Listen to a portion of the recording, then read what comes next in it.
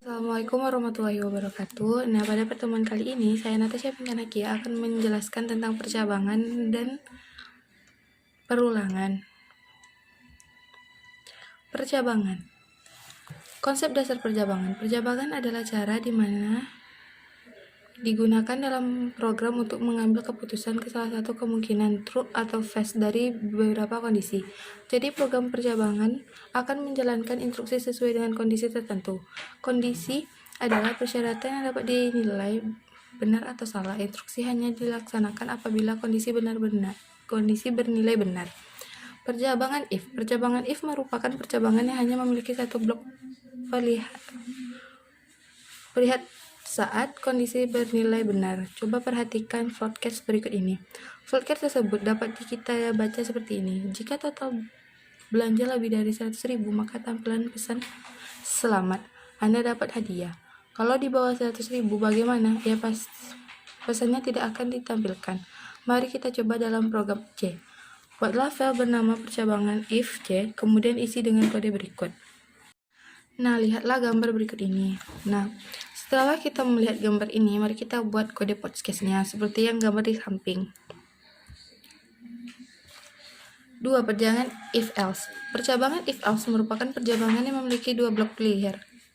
Blok pilihan pertama untuk kondisi benar dan pilihan kedua untuk kondisi salah, else. Coba perhatikan fog di bawah ini. Perhatikan gambarnya. Ini apabila fog untuk mengecek password. Apabila password benar, pesan yang ada pada blok hijau akan tertampilkan selamat datang bos. Tapi kalau salah, maka pesannya akan ada di blok merah yang akan ditampilkan password salah. Coba lagi. Kemudian pesan yang berada di blok abu-abu akan tetap ditampilkan karena dia bukan bagian dari blok percabangan if else. Perhatikan arah percabangan panahnya seperti blok if else mengarah ke sana. Untuk lebih jelasnya, mari kita lihat dalam program. Buatlah file bernama percabangan if else C, kemudian isi dengan kode berikut. Ya, kodenya ada di samping. Percabangan if else. Percabangan if else merupakan percabangan yang memiliki lebih dari dua blok peliharaan. Coba perhatikan podcast berikut. Nah, pada podcast ini kita lihat ada dua atau lebih blok pilihan. 4. Percabangan switch case. Percabangan switch case adalah bentuk dari percabangan if else if. Strukturnya seperti ini. Membuat kode case. Sebenarnya yang diinginkan dalam blok switch. Pada volume kita biasa isi dengan nilai yang nantinya akan dibandingkan dengan variabel. Setiap case harus diakhiri dengan break, khususnya untuk default. Tidak perlu berakhir dengan break karena terletak di bagian akhir. Pemberian break bertujuan agar program berhenti mengecas berikut saat sebuah case terpenuhi. Berikut adalah kode programnya. 5. Percabangan dengan operator ternary.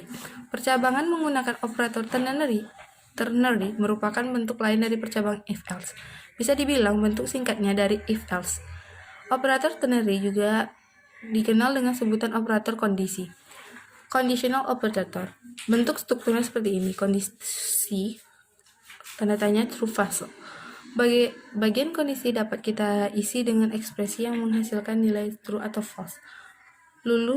Lalu setiap tanda tanya ada bagian pilihan. Jika kondisi bernilai benar, maka true yang akan dipilih, tapi untuk salah maka false yang akan dipilih. Untuk lebih jelasnya, mari kita coba buatlah file baru bernama ternary C, kemudian isi dengan kode berikut. Ini kodenya ya. 6. Percabangan bersarang next. Sebuah bentuk blok percabangan di atas dapat kita lihat buat dalam percabangan yang lain disebut dengan percabangan bersarang atau NALT if. Contoh NALT if C. Ini adalah berikut codingnya.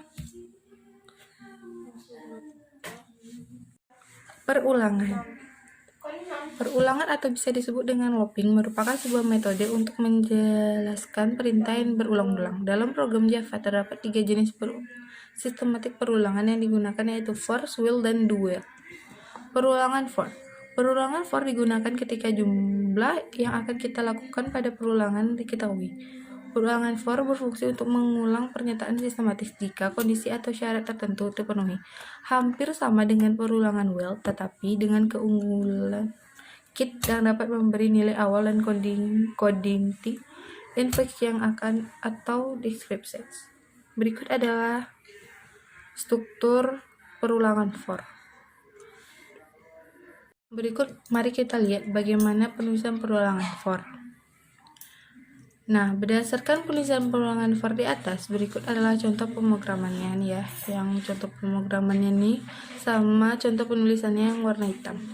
Maka didapatlah hasil seperti di gambar di bawah ini. Nah, dari contoh di atas dapat kita simpulkan bahwa jumlah perulangan yang dilakukan sebanyak 9 kali itu karena nilai yang akan ada dalam perulangan kurang dari 10. Perulangan while. Perulangan while adalah perulangan yang dilakukan pemeriksaan kondisi di awal atau blok perulangan. Perulangan while merupakan perulangan yang termasuk dalam perulangan counted loop. Dan juga perulangan while dapat menjadikan perulangan yang counted loop dengan memberikan counter di dalam ini. Berikut adalah struktur perulangan while. Nah, berdasarkan strukturnya kita dapat membuat cara penulisan kode while di bawah ini. Nah, ini ya, yang kodenya ini yang warna hitam. Berdasarkan coding yang tadi, maka didapatlah hasil seperti gambar di bawah ini.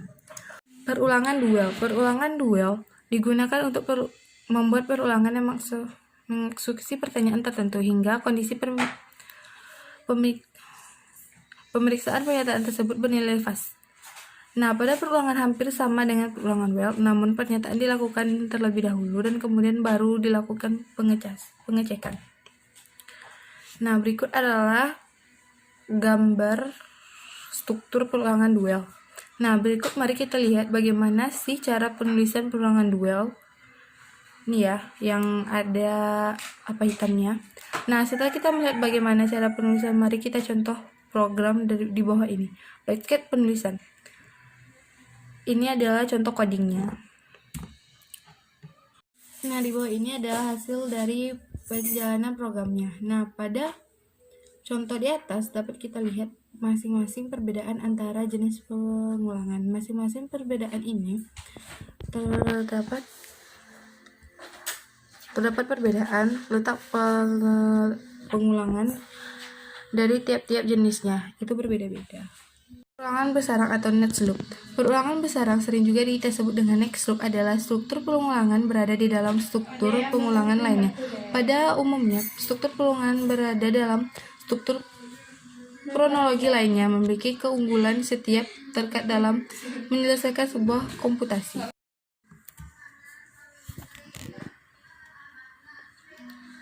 Nah, dapat dilihat bahwa pada perulangan tersebut kita menggunakan dua perulangan for. Perulangan pertama menggunakan variabel sebagai konteks, sedangkan perulangan kedua menggunakan variabel dia sebagai counter. Nah, sekian hasil resume saya tentang percabangan dan penelitian. Apabila ada kesalahan mohon dimaafkan. Wabillahi taufiq wal hidayah. Wassalamualaikum warahmatullahi wabarakatuh.